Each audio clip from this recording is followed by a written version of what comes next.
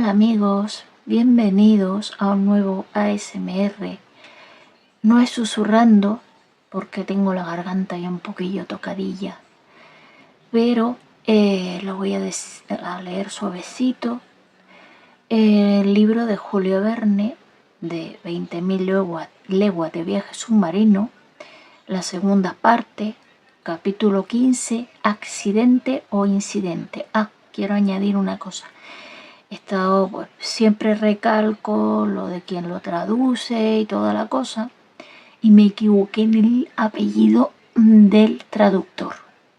Miguel Bartual se llama, no Bortual. O sea, yo ahí me equivoqué, así que lo siento, pero eso, que ha sido un error. Intentaré corregirlo lo que es lo escrito, pero ya lo que es los vídeos, pues, pero que sepan que es así, que me he equivocado. Pues nada, empezamos con el capítulo 15. Al día siguiente, 22 de marzo, comenzaron los preparativos de marcha a las 6 de la mañana, cuando los últimos resplandores del crepúsculo se fundían en la noche. El frío era muy vivo. Resplandecían las constelaciones en el cielo con una sorprendente intensidad. En el cénit brillaba la admirable Cruz del Sur, la estrella polar de las regiones antárticas. El termómetro marcaba 12 grados bajo cero y el viento mordía agudamente la piel. Se multiplicaban los témpanos en el agua libre. El mar tendía a congelarse por todas partes. Las numerosas placas negruzcas esparcidas por su superficie anunciaban la próxima formación de hielo. Evidentemente el mar austral, helado durante los 6 meses del invierno, eran absolutamente inaccesibles. ¿Qué hacían las ballenas durante este periodo? Sin duda debían de ir por debajo del banco de hielo en busca de aguas más practicables. Las focas y las morsas, acostumbradas a vivir en los más duros climas, permanecían en aquellos helados parajes. Estos animales tienen el instinto de cavar agujeros en los ice fields que mantienen siempre abiertos y que les sirven para respirar. Cuando los pájaros, expulsados por el frío, emigran hacia el norte, estos mamíferos marinos quedan como los únicos dueños del continente polar. Llenados ya los depósitos de agua, el Nautilus descendía lentamente. Al llegar a 1000 pies de profundidad se detuvo. Su hélice batió el agua y se dirigió al norte a una velocidad de 15 millas por hora. Por la tarde navegaba bajo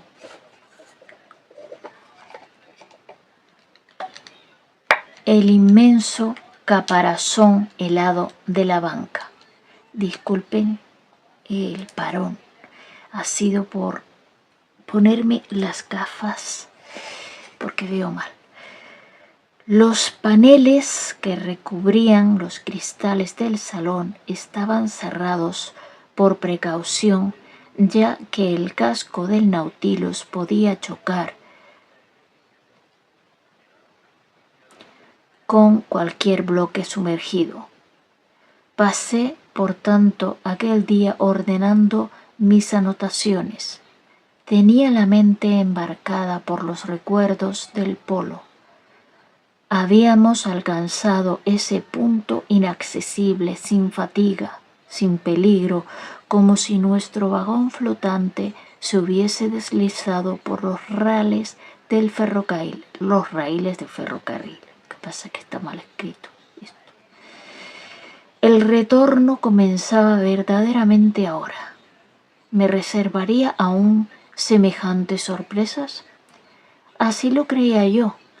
Tan inagotable es la serie de maravillas submarinas desde que 5 meses y medio antes el azar nos había embarcado allí en el Nautilus, habíamos recorrido 14.000 leguas y en ese trayecto más largo que el del ecuador terrestre, cuántos curiosos o terribles incidentes habían jalonado nuestro viaje.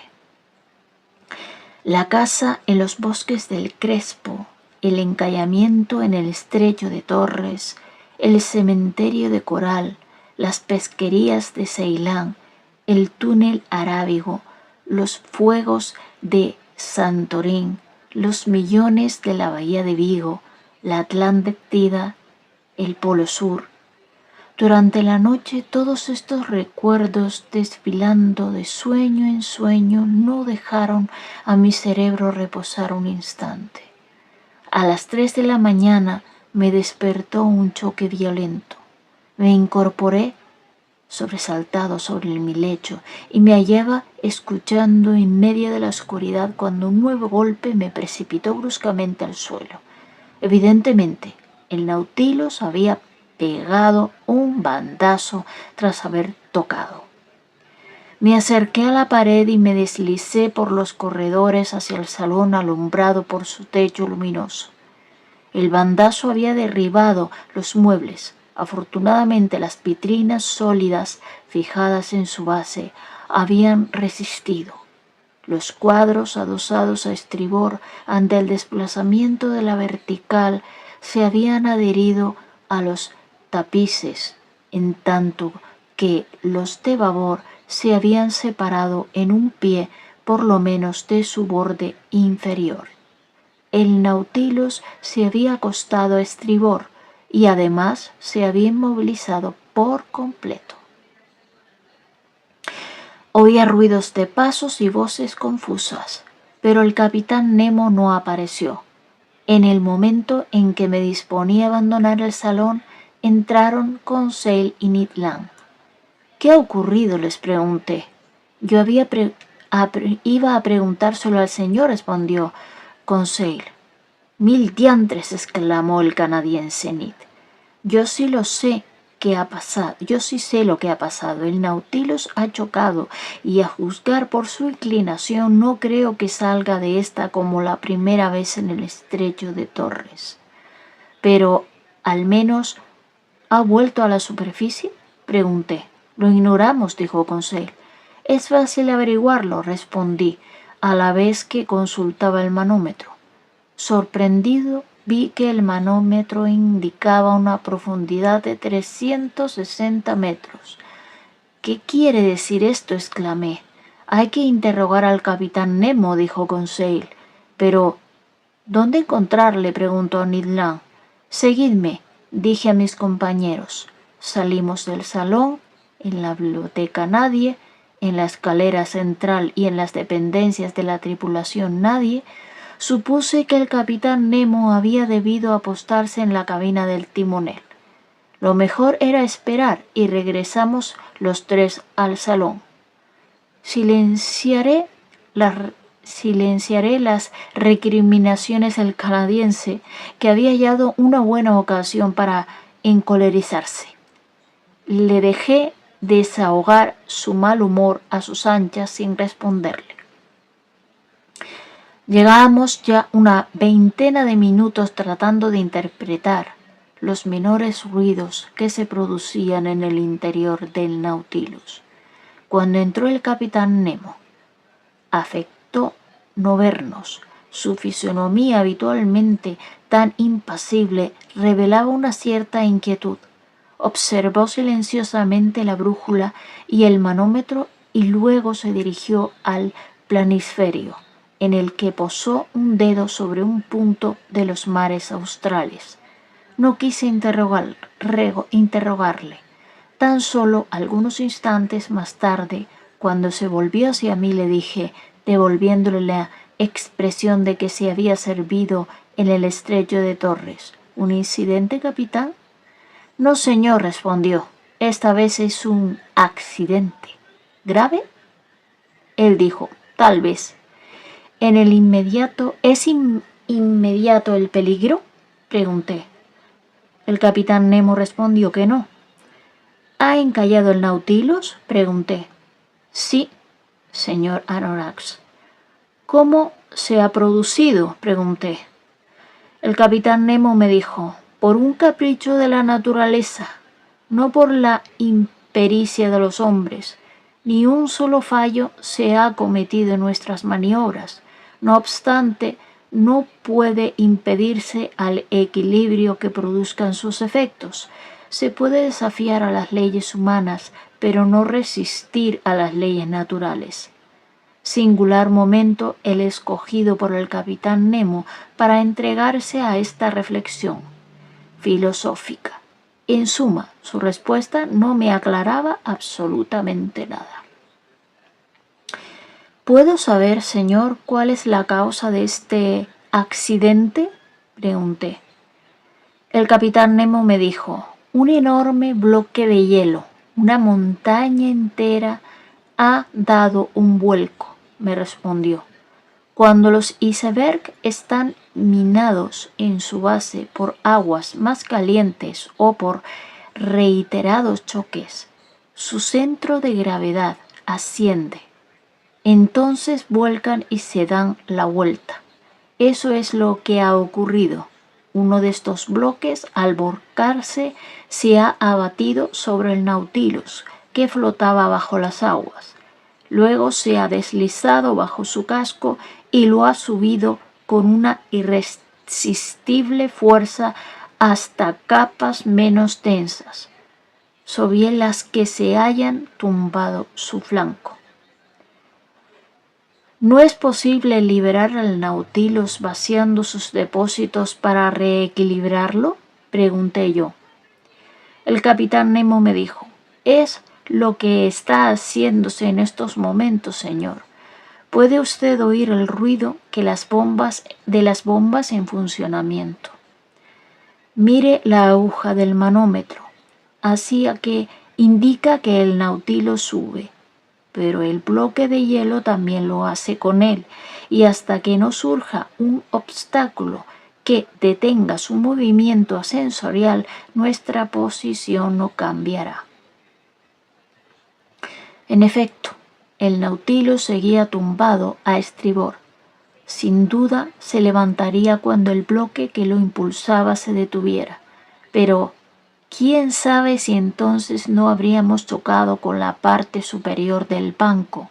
Si no nos veríamos espantosamente comprimidos entre las dos masas de hielo. Meditaba yo en todas las consecuencias de la situación, mientras el capitán Nemo no cesaba de observar el manómetro. Desde la caída del iceberg, el Nautilus había ascendido unos 150 pies, pero continuaba haciendo el mismo ángulo con la perpendicular. Súbitamente se notó un ligero movimiento en el casco. El Nautilus se enderezaba un poco. Los objetos suspendidos en el salón iban recuperando sensiblemente su posición normal. Las paredes se acercaban a la verticalidad. Permanecíamos todos en silencio, observando, llenos de emoción, el movimiento que hacía que el suelo fuera recuperando la horizontalidad bajo nuestros pies. Transcurrieron así unos 10 minutos. Al fin exclamé: «¡Ya está!». «Sí», dijo el capitán Nemo, que se dirigió a la puerta del salón. «Pero, ¿podría salir a flote?», le pregunté. «Sí», respondió, «puesto que los depósitos no están aún vacíos, y una vez vaciados, el Nautilus se remontará a la superficie del mar». Salió el capitán, y pronto pude ver que había ordenado detener la marcha sensorial del Nautilus. De haber continuado esta, pronto había chocado con la parte inferior del banco del hielo. Más valía mantenerlo entre dos aguas. «De buena nos hemos librado», dijo Conseil. «Sí», Podríamos haber sido aplastados entre esos bloques de hielo, o al menos quedar aprisionados, y entonces, faltos de poder renovar el aire, sí, de buena nos hemos librado. Si es que ya hemos salido de esta, murmuró Ned Land. No quise discutir inútilmente con el canadiense y no respondí. Además, en aquel momento se corrieron los paneles y la luz exterior irrumpió en el salón a través de los cristales. Estábamos, como he dicho, en el agua libre, pero a cada lado del Nautilus y a una distancia de unos 10 metros se elevaba una deslumbrante muralla de hielo. La misma muralla por encima y por debajo. Por encima porque la superficie inferior del banco se desarrollaba como un techo inmenso. Por debajo porque el bloque volcado había encontrado en las murallas laterales 2 puntos de apoyo que lo mantenían en esa posición. El Nautilus estaba aprisionado en un verdadero túnel de hielo de unos 20 metros de anchura, lleno de agua tranquila. Le era, pues, fácil salir de él marchando hacia adelante o hacia atrás para hallar luego, algunos centenares de metros más abajo, un libre paso bajo la banca.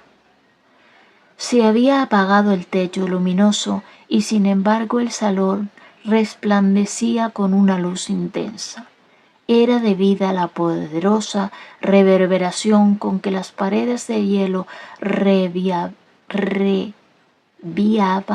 violentamente el haz luminoso del fanal.